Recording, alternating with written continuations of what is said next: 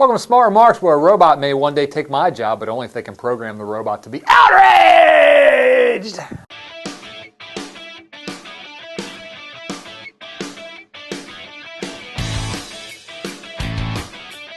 So there's a story in Time magazine this month about robots, the continuing mechanization of the workforce, in this case, farm robots. Quote, a new generation of machines that target the last frontier of agricultural mechanization.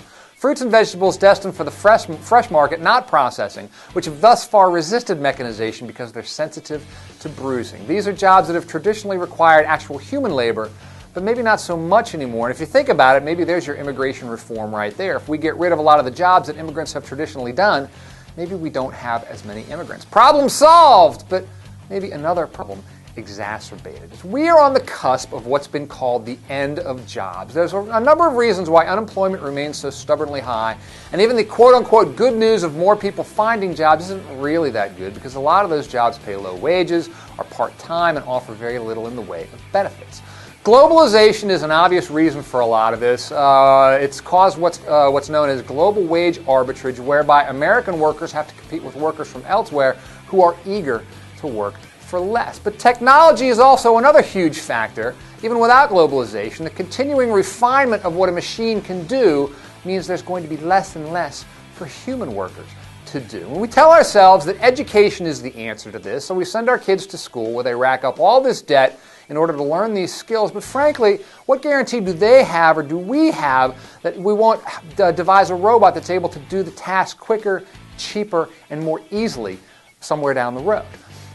This isn't a call for Luddism because, frankly, Luddism solves nothing. It fails. It can't work. It's been tried. You can't stop the march of technology. But what we do have to do as a society is consider what this means for our society. We may be entering an era of permanently high unemployment rates. If that's the case, we're going to have a sort of a lasting surplus of labor. Wages are going to fall because, frankly, if I got 2 to 3 openings and I have 100 people applying for them, I don't have to pay top dollar. I don't have to offer much in the way of benefit. I'm still going to have those applicants who are desperate for a job. This leads to a society that's increasingly less prosperous in the broad sense, a society that's angrier and more volatile. Want makes for political instability.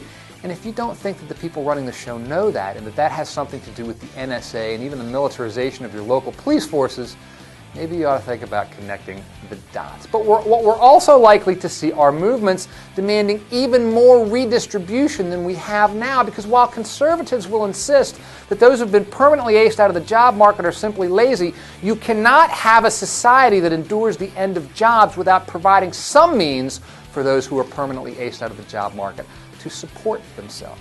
But this, then, will run up against a well-financed campaign run by those who already have the most, are accumulating more, and don't want to share. But they are going to have to be asked the question, what's the answer to this? How is the continued evisceration of unions, the end of guaranteed pensions, the reductions of the welfare state, and lower wages the answer to any of this? How is it that the path to prosperity leads into the box canyon of less prosperity? We're really in the opening stages of this battle, and it's going to be epic. I don't know if more redistribution is the answer, something like a guaranteed annual income. My concern, however, is that without something like that, there's only one way to go, and it leads directly off the cliff.